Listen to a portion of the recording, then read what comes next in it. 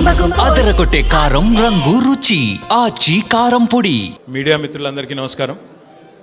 మా పార్టీ పెద్దలు, నాయకులు, మా సోదరులు, మా సోదరీమణులు ఎవరైతే సంఘీభావం చెప్పడానికి ప్రభుత్వం ఆడుతున్న ఈ రాజకీయ డ్రామా ఏదైతే ఉందో ఇందులో మా అందరికీ మనోస్థైర్యాన్ని నింపడానికి విచ్చేసిన ప్రతి ఒక్కరికి పేరు పేరున నమస్కారం. మీ అందరికీ తెలుసు, కేసీఆర్ గారి శిష్యులుగా, కేసీఆర్ గారు తయారు చేసిన సైనికులుగా, కేసీఆర్ గారి కార్యకర్తలుగా ఉద్యమంలోంచే ఉద్భవించిన నాయకత్వం ఇవాళ బీఆర్ఎస్ పార్టీది. ఈ వేదిక మీద కూర్చున్న ప్రతి ఒక్కరూ, వెనకాల ఉన్న ప్రతి ఒక్కరు కూడా ఆనాడు రాష్ట్ర కేంద్ర ప్రభుత్వాలతో సుదీర్ఘంగా వారు ఎన్ని కేసులు పెట్టినా, ఎన్ని రకాలుగా భయపెట్టే ప్రయత్నం చేసినా భయపడకుండా, వెరవకుండా రాష్ట్రం కోసం పోరాటం చేసిన, రాజీ లేని పోరాటం చేసిన నాయకత్వం మా పార్టీది. రాష్ట్రం వచ్చింది, ఆ తర్వాత ప్రజలు ఆశీర్వదిస్తే మా పార్టీ అధికారంలోకి వచ్చింది, ప్రభుత్వం వచ్చింది. కేసీఆర్ గారి ఆశీర్వాదంతో నాకు మంత్రి పదవిలో పనిచేసే అవకాశం కూడా వచ్చింది. 10 ఏళ్ళు కేసీఆర్ గారి నాయకత్వంలో అనుక్షణం తెలంగాణ రాష్ట్రం కోసం, తెలంగాణ రాష్ట్ర అభివృద్ధి కోసం వివిధ హోదాల్లో పరిశ్రమల శాఖ మంత్రిగా, టెక్నాలజీ రంగానికి మంత్రిగా, అట్లాగే మున్సిపల్ వ్యవహారాల మంత్రిగా అనుక్షణం ప్రజల కోసం పనిచేశాం తప్ప, రాష్ట్రం కోసం పనిచేశాం తప్ప ఎన్నడూ కూడా తప్పుడు పనులు, పొరపాటును కూడా చేయలేదు. మా కేసీఆర్ గారు ఎప్పుడో ఒకటి చెప్తూ ఉంటారు, రాజకీయం అనేది గేమ్ కాదు, మనకు సంబంధించినంత వరకు మనం తెచ్చిన ఈ రాష్ట్రంలో మనకు ఒక టాస్క్ అని. అంతే నిబద్ధతతో 10 ఏళ్ళు చాలా సిన్సియర్గా రాష్ట్రం కోసం పనిచేశాం. అన్ని రకాలుగా మా నియోజకవర్గాలను ఎట్లా బాగు చేయాలి, మా జిల్లాలు ఎట్లా బాగు చేయాలి, మన పల్లెలు ఎట్లా బాగుండాలి, ఏ టాస్క్ మాకు మా నాయకుడిస్తే, ప్రజలిస్తే దాని నిబద్ధతతో తెలంగాణని గొప్పగా తీర్చిదిద్దేదానికి తాపత్రయపడుతూ అందరం కూడా సమిష్టిగా పనిచేసినాం. మేమెన్నడూ టైంపాస్ కార్యక్రమాలు చేయలేదు. ప్రత్యర్థుల కుటుంబాలను రాజకీయాల్లోకి లాగి, ప్రత్యర్థుల పిల్లల మీద బురద జల్లి, ప్రతిపక్షాల మీద కేసులు పెట్టి, ప్రతిపక్షాలను మరి కావాలని హరాస్మెంట్ చేసి ఆ టైప్లో టైంపాస్ పని చేయలేదు. మా నాయకుడి గొప్పతనం ఏంటంటే ఇవ్వని వాగ్దానాలను కూడా నెరవేర్చిన నాయకుడు కేసీఆర్ గారు. మేనిఫెస్టోలో చెప్పని హామీలను, మేనిఫెస్టోలో ఇవ్వని వాగ్దానాలను కూడా నెరవేర్చిన నాయకుడు కేసీఆర్ గారు. ఒక రైతు బంధు అయితేనేమి, ఒక కళ్యాణ లక్ష్మి అయితేనేమి, ఒక కేసీఆర్ కిట్ అయితేనేమి, ఇట్లా చెప్పుకుంటూ పోతే 1, 2 కాదు, ఎన్నో కార్యక్రమాలు మేము మేనిఫెస్టోలో చెప్పలేదు. కానీ చెప్పకపోయినా ప్రజాహితం కోసం మరి 10 ఏళ్ల పాటు మేము పనిచేసాం. ఇవాళ బాధ అనిపిస్తున్నది, ఎంక్వైరీలతో కాదు, ఎంక్వైరీలకు భయపడేటోడు ఎవడు లేడు, బాధపడేటోడు ఎవడు లేడు. కానీ ఇవాళ ఇంత కష్టపడి మరి కేసీఆర్ గారి నాయకత్వంలో ప్రజలు సాధించుకున్న ఈ రాష్ట్రంలోని పరిపాలన పిచ్చోడి చేతిలో రాయిలాగా మారిపోయింది. పరిపాలన మీద దృష్టి లేదు, పరిపాలన చేత కాదు, ప్రజలకిచ్చిన హామీలు నెరవేర్చే సత్తా లేదు. అసమర్థుడి జీవనయాత్రలాగా ఈ 2 ఏళ్ళు ఏదో నెట్టుకుంటూ టైంపాస్ చేసుకుంటూ వచ్చినారు. ఒక్కొక్క రోజు ఒక్కొక్క డ్రామా.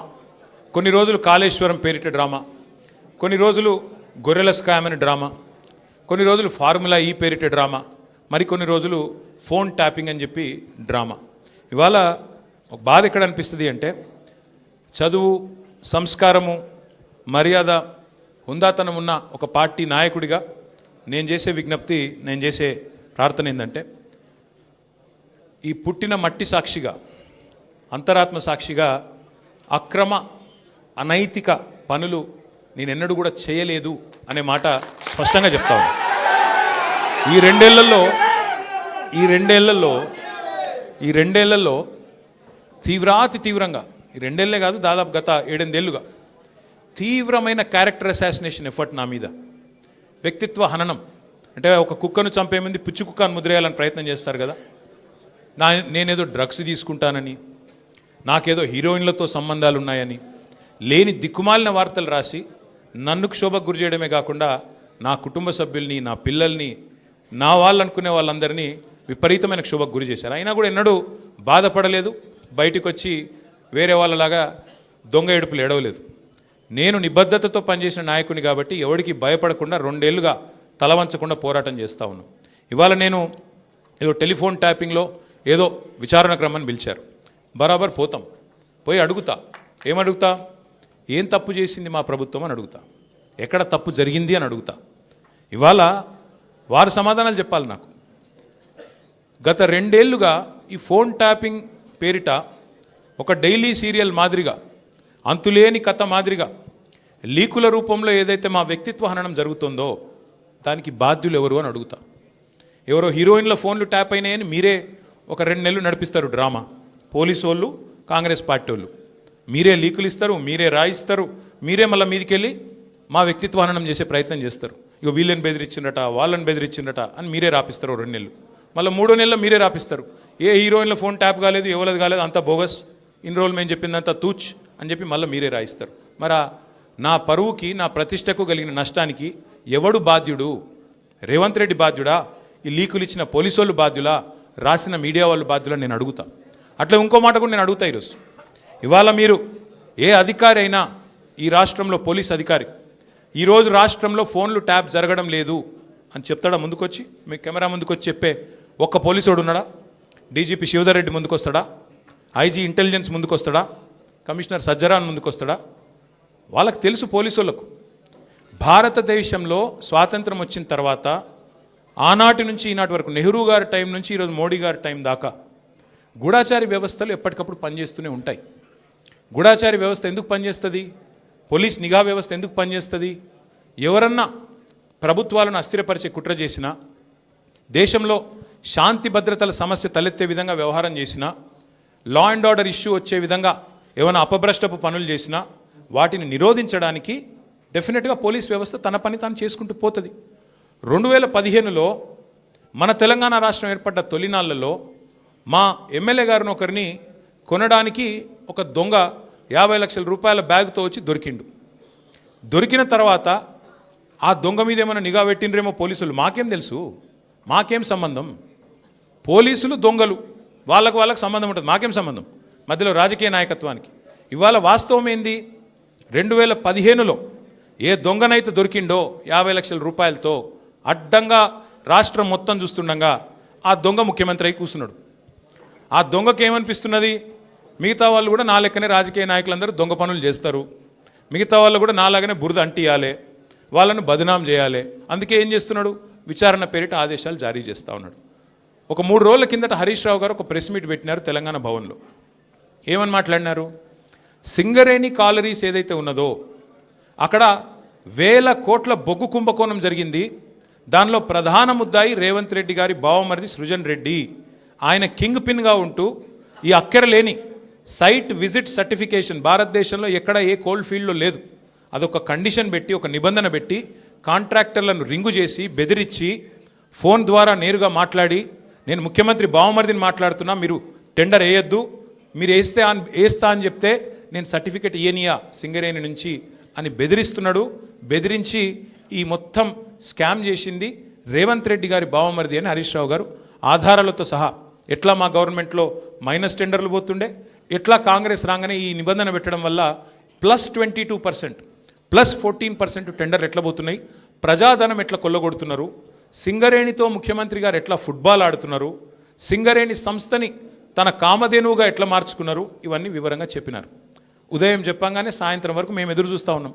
ఎవరన్నా ఒక మంత్రి, ఎవరన్నా ఒక బాధ్యుడు స్పందిస్తాడేమో. పోనీ కేంద్ర బొగ్గు శాఖ మంత్రి మన రాష్ట్రం నుంచే ఉన్నాడు కిషన్ రెడ్డి గారు, వారి ప్రభుత్వానికి కూడా సింగరేణిలో 49% వాటా ఉంది. కనీసం ఆయనన్నా, మరి కేంద్ర బొగ్గు మంత్రి కాబట్టి ఆయనన్నా స్పందిస్తాడేమో, ఈ దొంగలను పట్టుకుంటాడేమో. మోడీ గారు ఊకుకంటుంటారు కాంగ్రెస్ అంటేనే స్కామ్ గ్రేస్ అని, మరి మోడీ గారి ప్రభుత్వం ఏమైనా స్పందిస్తుందేమో అని చూసినాం. కానీ సాయంత్రం వరకు ఏం చేస్తారు? హరీష్ రావు గారికి సిట్ నోటీస్, అది అయిపోయింది. అదో డ్రామా ఒక రోజంతా నడిపినరు.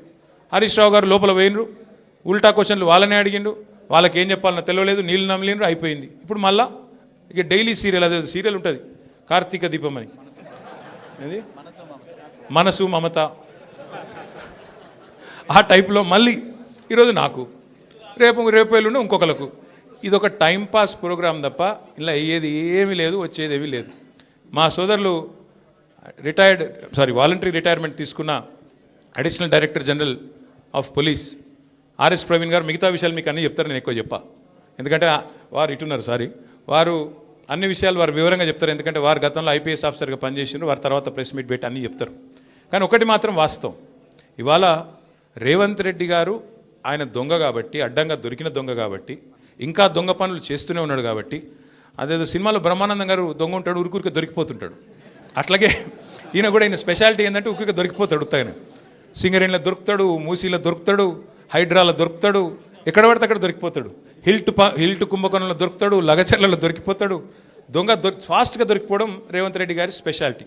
ఇంకా విచిత్రం ఏంటంటే ఇవాళ ఒక దొంగ లేడు ఈ రాష్ట్రంలో, దండుపాలెం ముఠా ఉంది ఈరోజు.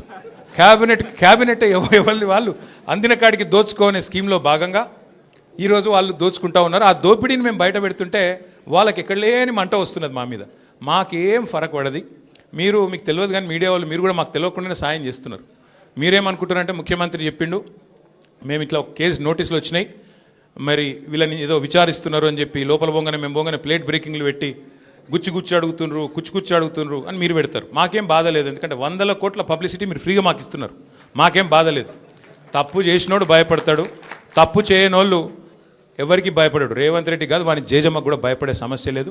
ముమ్మాటికి ఒకటి మాత్రం పక్కా, ఈ కేసు ఇంతటితో మేము వదిలిపెట్టాం. నా క్యారెక్టర్ అసాసినేషన్కి బాధ్యులైన రేవంత్ రెడ్డిని ఆయన తొత్తులుగా పనిచేస్తున్న పోలీసులు కొంతమంది, అందరినీ కాదు, కొంతమంది పోలీసులు ఎవరైతే ఉన్నారో ఆయన తొత్తులుగా ఆయన అడుగులకు మడుగులతో పనిచేస్తున్నారో వాళ్ళని నేను కూడా వదిలిపెట్టను. ఎందుకు వదిలిపెట్టను? ఎందుకంటే నా వ్యక్తిత్వం హననం చేస్తూ ఉన్నారు. లేని లింకులు అంటగట్టి, లేని రంకులు అంటగట్టి, నాకు ఇష్టం ఉన్నట్టు ఎవరెవరో యాక్టర్లకు లింకులు పెట్టి చిల్లర రాజకీయం ఏదైతే చేస్తున్నారో ఈ విషయంలో నేను మాత్రం వదిలిపెట్టను. మీరేదో ఇవాళ ముఖ్యమంత్రి హార్వర్డ్కి పోయిండు, ఆడ వచ్చిరాని ఇంగ్లీష్లో ఏం నేర్చుకుంటుండో ఏం తెచ్చిండో కానీ ఆయన వచ్చే వరకు టైంపాస్ చేద్దాము అని చెప్పి మీరు డ్రామా చేస్తున్నారు, మాకు తెలుసు. ధారావాహికలాగా నడుపుతూ ఉన్నారు, మాకేం ఇబ్బంది లేదు. మీరు ఎన్నిసార్లు పిలిచినా వస్తాం, ఎందుకంటే చట్టాన్ని గౌరవించే పౌరులం, తప్పకుండా వస్తాం. మేము తప్పు చేయలేదన్న మాటనే చెప్తాము. మీరు ఎన్ని రకాల డైవర్షన్ గేమ్లు ఆడినా మేము మాత్రం అర్జునుడి కన్ను ఎట్లయితే ఆనాడు తన గురి మీదనే ఉండనో అట్లే మా గురి మొత్తం కూడా ఈ ప్రభుత్వ అసమర్థత మీద, మీ అవినీతి మీద, మీరు ప్రజలకిచ్చి ఎగ్గొడుతున్న హామీల మీద, యనుమల రేవంత్ రెడ్డి ఎగవేతల రేవంత్ రెడ్డికి ఎట్లా మారిపోయిండో అన్న దాని మీద 420 హామీలు ఇచ్చి ఇప్పటివరకు 4 హామీలు కూడా నెరవేర్చకుండా ఎట్లా ఈ లుచ్చా పనులు చేస్తున్నాడో వీటిని ఎండగడుతూనే ఉంటాం. 100% వదిలిపెట్టకుండా ప్రాణం పోయేదాకా పోరాడుతూనే ఉంటాం.